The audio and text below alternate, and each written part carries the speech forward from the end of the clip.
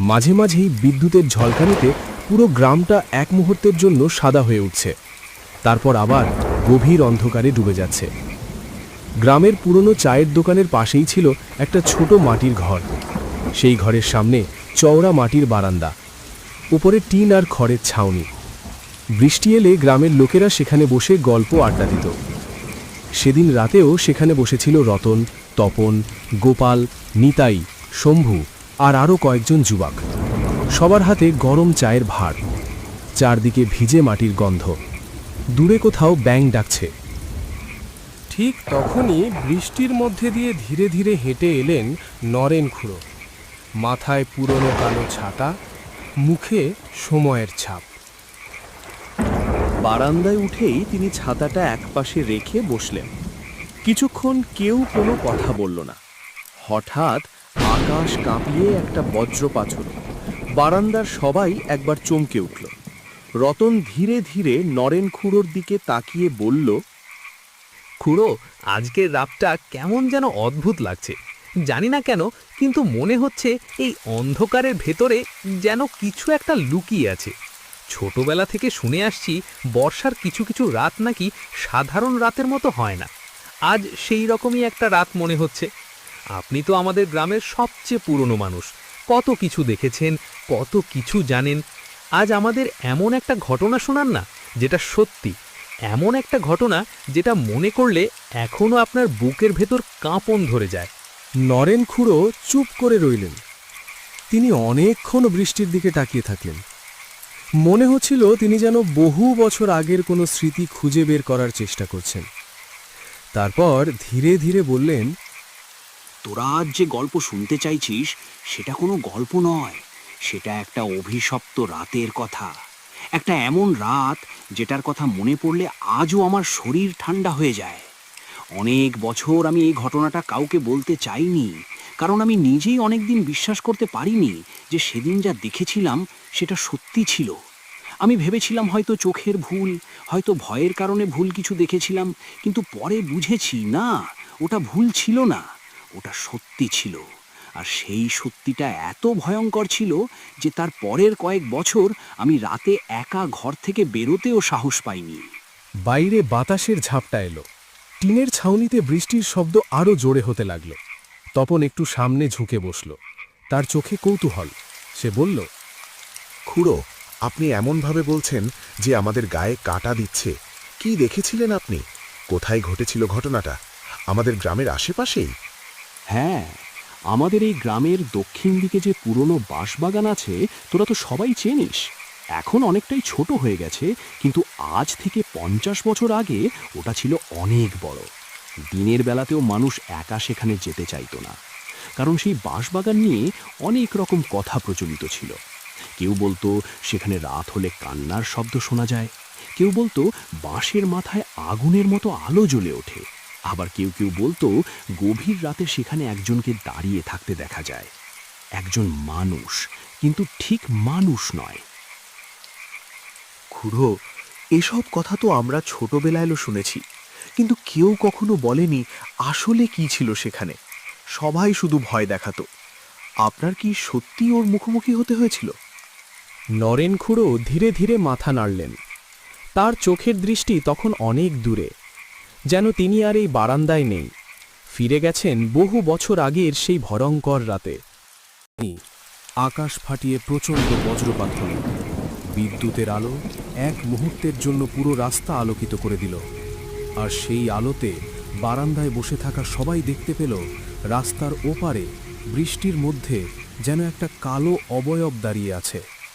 1 second, 2 second, তারপর আবার অন্ধকার। সবাই একসঙ্গে চমকে উঠল। নরেন খুড়ো ধীরে ধীরে মাথা তুললেন। অদ্ভুত ব্যাপার, ঠিক এমনভাবেই সেই রাতটাও শুরু হয়েছিল। বারান্দার সবাই তখন চুপ। বাইরে বৃষ্টি যেন আরো জোরে নামছে। রাস্তার ওপারে যে কালো অবয়বটা কয়েক সেকেন্ডের জন্য দেখা গিয়েছিল, সেটা আর দেখা যাচ্ছে না। তবুও সবার বুকের ভেতর কেমন যেন অস্বস্তি কাজ করছে। নরেন খুড়ো অনেকক্ষণ চুপ করে বসে রইলেন। তারপর ধীরে ধীরে বলতে শুরু করলেন, সেদিনও ঠিক এমনই বৃষ্টি হচ্ছিল। আকাশে চাঁদ ছিল না, চারদিকে শুধু কালো অন্ধকার। আমি তখন পাশের গ্রামের হাট থেকে ফিরছিলাম। হাটে ধান বিক্রি করতে গিয়েছিলাম। কাজ শেষ হতে দেরি হয়ে যায়। যখন ফিরতে শুরু করি তখন রাত অনেক হয়ে গেছে। গ্রামের বেশিরভাগ মানুষ তখন ঘুমিয়ে পড়েছে। হাট থেকে আমাদের গ্রামে ফিরতে দুটো রাস্তা ছিল, একটা বড় রাস্তা আর একটা শর্টকাট। বললাম, তখন আপনার ভয় লাগেনি খুড়ো? ভয়? তখন আমি ভয় কাকে বলে জানতামই না। আমার মনে হয়েছিল একটা বাঁশ বাগান আবার মানুষকে কি করবে, ভূত প্রেত বলে কিছু নেই, এসব বুড়োদের বানানো গল্প। কিন্তু মানুষ যখন অহংকার করে তখন অনেক সময় এমন কিছু দেখে ফেলে যা তার বিশ্বাসের ভিত্তিটাই ভেঙে দেয়। বারান্দায় বসে থাকা সবাই নিঃশব্দে শুনতে লাগলো। নরেন খুড়ো আবার বলতে শুরু করলেন, রাস্তার দুই পাশে শুধু বাঁশ আর বাঁশ। বাতাস লাগলেই কেমন একটা কর্মর শব্দ হচ্ছিল। মনে হচ্ছিল শত শত শুকনো হাত একসঙ্গে নড়ছে। তবুও আমি হাঁটছিলাম, কারণ তখনও আমার মনে ভয়ের কোনো চিহ্ন ছিল না। আমি যখন বাঁশবাগানের একেবারে মাঝামাঝি পৌঁছেছি তখন হঠাৎ আমার মনে হলো আমি একা নই। প্রথমে ব্যাপারটা গুরুত্ব দিইনি, কিন্তু কিছুক্ষণ পর স্পষ্ট বুঝতে পারলাম আমার পেছনে আরেকজন হাঁটছে। তারপর আমি প্রথমবার পেছনে তাকালাম, আর পেছনে তাকিয়েই বুঝলাম আমার জীবনের সবচেয়ে ভয়ঙ্কর রাত শুরু হয়ে গেছে। সবাই নিঃশ্বাস আটকে রইল। নরেন খুড়ো চুপ করে গেলেন। বাইরে শুধু বৃষ্টির শব্দ, ঝমঝম ঝমঝম ঝমঝম। আর বারান্দার অন্ধকারে বসে থাকা যুবকদের মনে তখন একটাই প্রশ্ন, পেছনে তাকিয়ে নরেন খুড়ো কি দেখেছিলেন? নরেন খুড়ো কিছুক্ষণ চুপ করে বসে রইলেন। বাইরে বৃষ্টি তখন আরো জোরে পড়ছে। তারপর তিনি ধীরে ধীরে বললেন, আমি যখন বুঝলাম ওটা আমার পেছনেই আছে তখন আর দৌড়ে লাভ হবে না। বুকের ভেতর ভয় ছিল, কিন্তু আমি সাহস করে ঘুরে দাঁড়ালাম। ভাবলাম যা হবার হবে। এতক্ষণ ধরে যে জিনিসটা আমাকে তাড়া করছে আজ তার মুখোমুখি হবই। বারান্দায় বসে থাকা সবাই নিঃশ্বাস বন্ধ করে শুনছে। নরেন খুড়ো আবার বলতে লাগলেন, ঠিক তখনই আকাশে প্রচণ্ড বিদ্যুৎ চমকালো, আর সেই আলোয় আমি ওটাকে স্পষ্ট দেখলাম। ওটা কোনো মানুষ ছিল না, কালো লম্বা একটা অবয়ব, চোখের জায়গায় শুধু অন্ধকার, চুলগুলো আকাশে উড়ছে। কিন্তু সবচেয়ে ভয়ঙ্কর ছিল তার হাসি। মনে হচ্ছিল বহু বছর ধরে সে কারোর জন্য অপেক্ষা করছে। আমি বুঝতে পারলাম আর কয়েক মুহূর্ত দাঁড়িয়ে থাকলে আমার শেষ। তখন আমি চোখ বন্ধ করে ভগবানের নাম নিতে শুরু করলাম।